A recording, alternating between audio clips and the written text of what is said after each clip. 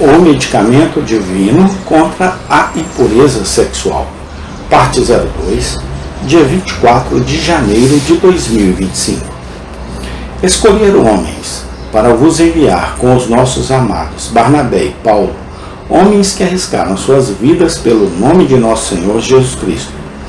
Enviamos, pois, Judas e Silas, os quais também vos anunciarão as mesmas coisas de viva voz. Porque pareceu bem ao Espírito Santo e a nós não vos impor maior cargo do que estas coisas necessárias, que vos abstenhais das carnes sacrificadas aos ídolos, e do sangue, e da carne sufocada, e da fornicação, na lista de coisas que pertencem ao que chamaríamos de assuntos indiferentes. Eles têm que articular uma proibição contra a fornicação, das quais coisas, se vos guardardes, fareis bem, bem vos vá. Agora, como eu estava mencionando a 2 dos meus colegas anciões antes do culto, como um jovem cristão, eu costumava ler isso e ficar muito perturbado e dizer a mim mesmo: Senhor, isso não faz sentido. Todo mundo sabe que os cristãos não devem fornicar. Eu não conseguia me identificar com essa passagem. Eu acreditava nela, eu acreditava que era a palavra de Deus, eu acreditava que os apóstolos eram guiados pelo Espírito Santo, enquanto eles discutiam toda essa questão sobre se os gentios precisavam ou não ser circuncidados e se tornarem judeus kosher para serem salvos. Mas eu simplesmente não conseguia me identificar com o fato de que eles se sentiam constrangidos a acrescentar: você deve se abster da fornicação. Não me parece mais estranho quando eu leio.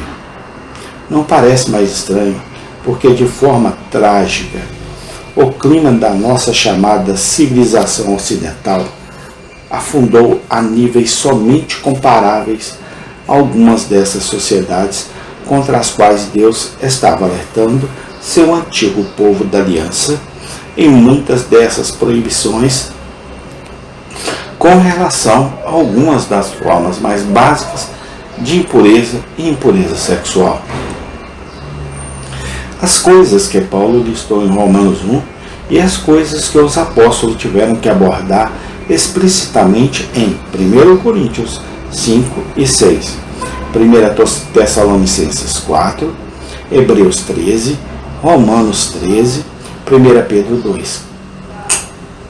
Passagem após passagem, nas quais são dadas diretrizes explícitas de que o povo de Deus deve buscar, pela graça de Deus e pelo poder e dinâmica da graça do Evangelho, manter a pureza sexual.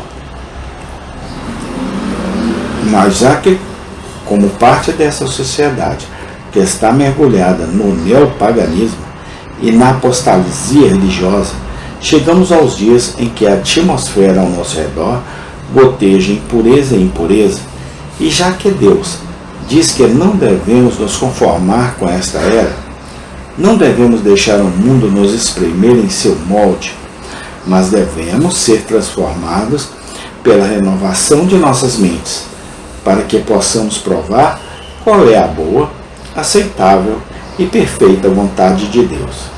E, acredite ou não, já que faz 14 anos e meio desde que abordei o assunto da pureza sexual em uma série de 2 ou 3 mensagens, fui constrangido por várias noites do dia do Senhor a abordar o assunto com vocês. O antídoto divino para a impureza sexual é meu propósito. Confio, foi esclarecido. E confio que nenhum de vocês tenha qualquer reserva de que é certo e apropriado fazer isso. Pois quando abrimos nossas Bíblias e lemos as cartas que seriam lidas na Assembleia Mista do Povo de Deus com crianças presentes, 1 Coríntios 5 e 6, 1 Tessalonicenses 4, e quando percebemos que Deus ordenou, sob a antiga aliança, que as leis estatutárias fossem lidas de vez em quando para toda a congregação do povo de Deus.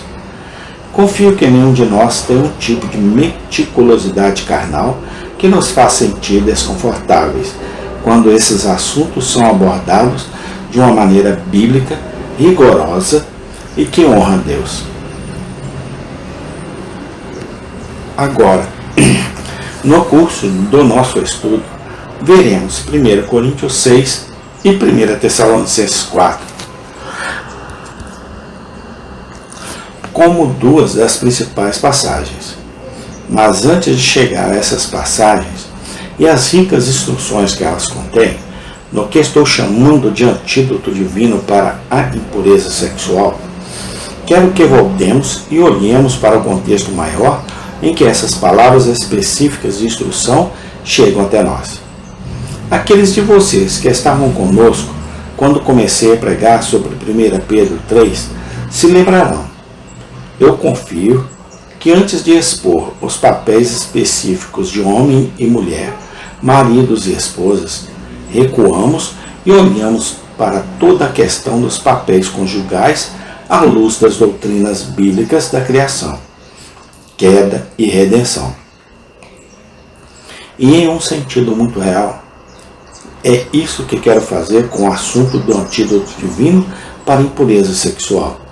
Pois quando o apóstolo escreve, por exemplo, em 1 Coríntios 6, e ele aborda o assunto da fornicação de frente e reúne para o povo de Deus todo um espectro de motivos e perspectiva para ajudá-los a permanecerem puros em uma sociedade impura, por trás, abaixo e ao redor de tudo, o que Paulo diz em uma forma de diretivas específica está este contexto bíblico maior de relacionamentos masculinos e femininos. Nossa sexualidade à luz da criação, queda e redenção. Amém. Tem continuação. Obrigado a Deus pela tua santa palavra escrita na Bíblia Sagrada. Amém e amém.